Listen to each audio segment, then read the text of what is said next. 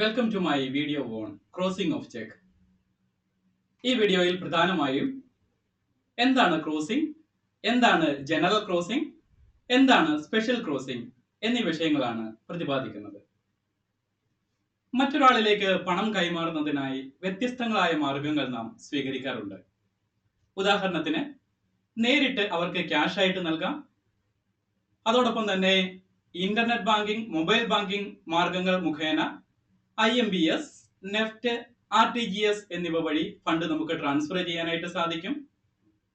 അതോടൊപ്പം തന്നെ ഗൂഗിൾ പേ, ഫോൺ പേ തുടങ്ങിയ മാർഗങ്ങൾ വളരെ പോപ്പുലർ ആയിട്ട് ഇന്ന് ഉപയോഗിക്കപ്പെടുന്നു.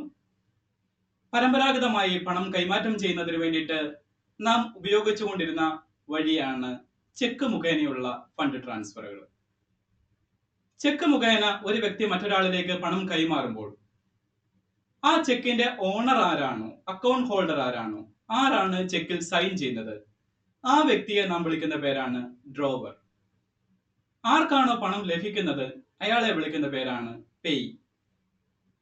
ഒരാള് മറ്റൊരാൾക്ക് ചെക്ക് മുഖേന പണം നൽകുമ്പോൾ ഡ്രോവർക്ക് പ്രധാനമായിട്ടും കുറേയേറെ സംശയങ്ങൾ അല്ലെങ്കിൽ അനിശ്ചിതത്വങ്ങൾ ഉണ്ടാകുവാനായിട്ടുള്ള സാധ്യതയുണ്ട്. ഉദാഹരണത്തിന്, കൊറിയർ മുഖേനയോ സ്പീഡ് പോസ്റ്റ് മുഖേനയോ ഒക്കെ ചെക്ക് മറ്റൊരാൾക്ക് അയച്ചു കൊടുക്കുമ്പോൾ ഇൻ ബിറ്റ്വീൻ ട്രാൻസിറ്റിൽ ചെക്ക് നഷ്ടപ്പെട്ടാൽ എന്ത് സംഭവിക്കും? അതുപോലെ തന്നെ പേയ്ക്ക് നേരിട്ട് ചെക്ക് കൊടുത്തു, പേയുടെ കയ്യിൽ നിന്ന് ചെക്ക് നഷ്ടപ്പെട്ടു കഴിഞ്ഞാൽ എന്താണ് സംഭവിക്കുന്നത്? അതൊരു തേർഡ് പാർട്ടിക്ക് കിട്ടി, ആ തേർഡ് പാർട്ടി ബാങ്കിന്റെ കൗണ്ടറിൽ എത്തിയാൽ അയാൾക്ക് അതിന്റെ പേയ്മെന്റ് കിട്ടില്ലേ? യഥാർത്ഥത്തിലുള്ള പേയ്ക്ക് ആ പൈസ കിട്ടാതെ പോവുകയില്ലേ? തുടങ്ങിയ കുറേയേറെ സംശയങ്ങൾ ഉണ്ടാവുക സ്വാഭാവികമാണ്. ഈ പ്രശ്നങ്ങൾ പരിഹരിക്കുന്നതിന് വേണ്ടിയിട്ടുള്ള പ്രധാനമായിട്ടുള്ള വഴിയാണ് ചെക്കിനെ ക്രോസ് ചെയ്യുക എന്നുള്ളത്.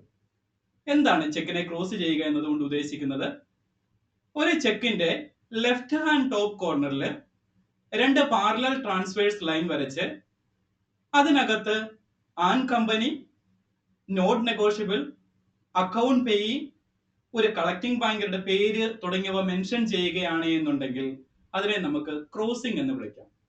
അപ്പോൾ എന്താണ് ക്രോസിംഗും ക്രോസ് ചെയ്യാത്ത ചെക്കും തമ്മിലുള്ള വ്യത്യാസം? ക്രോസ് ചെയ്യാത്ത ചെക്കിന്റെ പ്രത്യേകത, ഡയറക്റ്റ് ബാങ്കിന്റെ കൗണ്ടറിൽ കൂടെ നമുക്ക് പണമായിട്ട് അത് എടുക്കുവാനായിട്ട് സാധിക്കും. അതേസമയം ക്രോസ് ചെയ്ത ചെക്ക് ഒരിക്കലും ബാങ്കിന്റെ കൗണ്ടറിൽ കൂടെ പണമായിട്ട് കിട്ടുകയില്ല. ക്രോസ് ചെയ്ത ചെക്കിന്റെ പ്രത്യേകത, പേയ്ക്ക് ഏത് ബാങ്കിലാണോ അക്കൗണ്ട് ഉള്ളത് ആ അക്കൗണ്ട് ഉള്ള ബാങ്കിലേക്ക് അല്ലെങ്കിൽ അയാളുടെ അക്കൗണ്ടിലേക്ക് പണം ഡ്രോവറുടെ അക്കൗണ്ടിൽ നിന്ന് ട്രാൻസ്ഫർ ചെയ്യപ്പെടും. ആ ട്രാൻസ്ഫർ ചെയ്യപ്പെടുന്ന പണം പേയുടെ അക്കൗണ്ടിൽ നിന്ന് അയാൾക്ക് അയാളുടെ ഇഷ്ടാനുസരണം ട്രാൻസ്ഫർ ചെയ്യുകയോ വിഡ്രോ ചെയ്യുകയോ അക്കൗണ്ടിൽ തന്നെ മെയിൻറ്റെയിൻ ചെയ്യുകയോ ചെയ്യാം. ഇനി ക്രോസിംഗ് തന്നെ രണ്ട് രീതിയിലുണ്ട്. ഒന്ന് ജനറൽ ക്രോസിംഗ്, രണ്ട് സ്പെഷ്യൽ ക്രോസിംഗ്. രണ്ട് പാരലൽ ട്രാൻസ്ഫേഴ്സ് ലൈൻ വരച്ച് അതിനകത്ത് നമ്മൾ ബ്ലാങ്ക് ആയിട്ട് ഇടുകയോ അതല്ല എന്നുണ്ടെങ്കിൽ മുമ്പേ പറഞ്ഞതുപോലെ തന്നെ ആൻ കമ്പനി എന്നോ നോട്ട് നെഗോഷ്യബിൾ എന്നോ അക്കൗണ്ട് പേയി എന്നോ ഒക്കെ മെൻഷൻ ചെയ്യുകയാണ് എങ്കിൽ അതിനെ ജനറൽ ക്രോസിംഗ് എന്ന് വിളിക്കാം. ഈ ജനറൽ ക്രോസിംഗിന്റെ ഒരു പ്രത്യേകത, പേയ്ക്ക് ഏത് ബാങ്കിലാണ് അക്കൗണ്ട് ഉള്ളത് ആ ബാങ്കിൽ കൂടി ആ പണം ട്രാൻസ്ഫർ ചെയ്തെടുക്കുവാനായിട്ടുള്ള എല്ലാ ഡിസ്ക്രിപ്ഷനും പേയ്ക്ക് ഉണ്ട് എന്നുള്ളതാണ് പ്രത്യേകത. ഒരു ഉദാഹരണത്തിലൂടെ പറഞ്ഞാൽ, സ്റ്റേറ്റ് ബാങ്ക് ഓഫ് ഇന്ത്യയിലെ ഒരു കസ്റ്റമർ ഫെഡറൽ ബാങ്കിലും സൗത്ത് ഇന്ത്യൻ ബാങ്കിലും അക്കൗണ്ട് ഉള്ള ഒരു പേയ്ക്ക് ഒരു ചെക്ക് ട്രാൻസ്ഫർ ചെയ്ത് കൊടുക്കുന്നു. ആ ചെക്ക് പേയുടെ കയ്യിൽ കിട്ടുമ്പോൾ പേയുടെ ഡിസ്ക്രിപ്ഷൻ ആണ്. സൗത്ത് ഇന്ത്യൻ ബാങ്കിൽ അത് ക്ലിയറിംഗിന് വേണ്ടിയിട്ട് നൽകാം, അല്ല എന്നുണ്ടെങ്കിൽ ഫെഡറൽ ബാങ്കിൽ അത് ക്ലിയറിംഗിന് വേണ്ടിയിട്ട് നൽകാം. ഇനി ഇവിടെയുള്ള ഒരു വ്യത്യാസം എന്ന് പറയുന്നത് സ്പെഷ്യൽ ക്രോസിംഗുമായിട്ടാണ്. സ്പെഷ്യൽ ക്രോസിംഗിന്റെ പ്രത്യേകത, രണ്ട് പാരലൽ ട്രാൻസ്ഫേഴ്സ് ലൈൻ വരച്ച് അതിൽ ഒരു കളക്ടിംഗ് ബാങ്കറുടെ പേര് മെൻഷൻ ചെയ്യുകയാണ് എങ്കിൽ അതിനെ നമുക്ക് സ്പെഷ്യൽ ക്രോസിംഗ് എന്ന് വിളിക്കാം. മുമ്പേ പറഞ്ഞ ഉദാഹരണ സഹിതം വ്യക്തമാക്കിയാൽ, അതേ ഉദാഹരണം തന്നെ സ്റ്റേറ്റ് ബാങ്ക് ഓഫ് ഇന്ത്യയിൽ അക്കൗണ്ട് ഉള്ള കസ്റ്റമർ, അയാൾ സൗത്ത് ഇന്ത്യൻ ബാങ്കിലും ഫെഡറൽ ബാങ്കിലും അക്കൗണ്ട് ഉള്ള മറ്റൊരു പേയ്ക്ക് ചെക്ക് കൈമാറുന്നു. ആ ചെക്കിൽ ഫെഡറൽ ബാങ്ക് എന്ന് എഴുതിയിട്ടാണ് കൊടുത്തിരിക്കുന്നത്.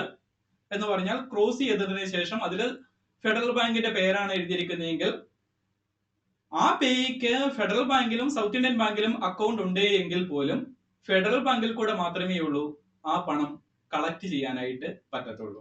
അതായത് സൗത്ത് ഇന്ത്യൻ ബാങ്കിൽ ക്ലിയറിംഗിന് വേണ്ടിയിട്ട് ആ ചെക്ക് നൽകുവാനായിട്ട് സാധിക്കത്തില്ല. ഇനി സ്പെഷ്യൽ ക്രോസിംഗും ജനറൽ ക്രോസിംഗും തമ്മിൽ നമ്മൾ കമ്പയർ ചെയ്യുമ്പോൾ സ്പെഷ്യൽ ക്രോസിംഗിൽ ഒരു ഡിസ്ക്രീഷൻ ഒരിക്കലും പേയ്ക്കില്ല. ജനറൽ ക്രോസിംഗിൽ അയാൾക്ക് അക്കൗണ്ട് ഉള്ള ഏത് ബാങ്കിൽ വേണമെങ്കിലും ആ ചെക്ക് നൽകുവാനായിട്ടുള്ള ഡിസ്ക്രിപ്ഷൻ എപ്പോഴും ജനറൽ ക്രോസിംഗിൽ പേയ്ക്ക് ഉണ്ട്. രണ്ടും തമ്മിൽ കമ്പയർ ചെയ്യുമ്പോൾ സ്പെഷ്യൽ ക്രോസിംഗ് ആണ് ജനറൽ ക്രോസിനേക്കാളും കൂടുതൽ സേഫ്റ്റി ആ ഇൻസ്ട്രുമെന്റിന് നൽകുന്നത്.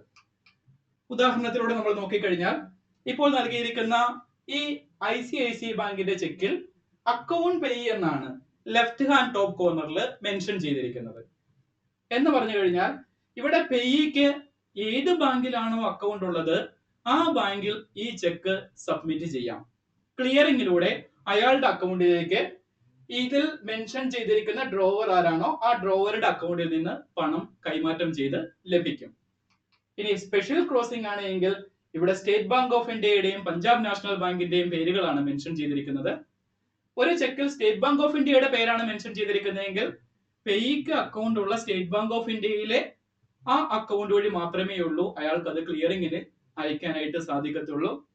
ഇനി അതല്ല പഞ്ചാബ് നാഷണൽ ബാങ്ക് എന്നാണ് മെൻഷൻ ചെയ്തിരിക്കുന്നത് എങ്കിൽ പേയ്ക്ക് അക്കൗണ്ട് ഉള്ള പഞ്ചാബ് നാഷണൽ ബാങ്കിൽ കൂടെ മാത്രമേ ഉള്ളൂ ഈ ചെക്ക് ക്ലിയറിംഗിന് വേണ്ടിയിട്ട് അയക്കുവാനായിട്ട് സാധിക്കത്തുള്ളൂ. ഇതാണ് ജനറൽ ക്രോസിംഗും സ്പെഷ്യൽ ക്രോസിംഗും തമ്മിലുള്ള വ്യത്യാസം. Thank you.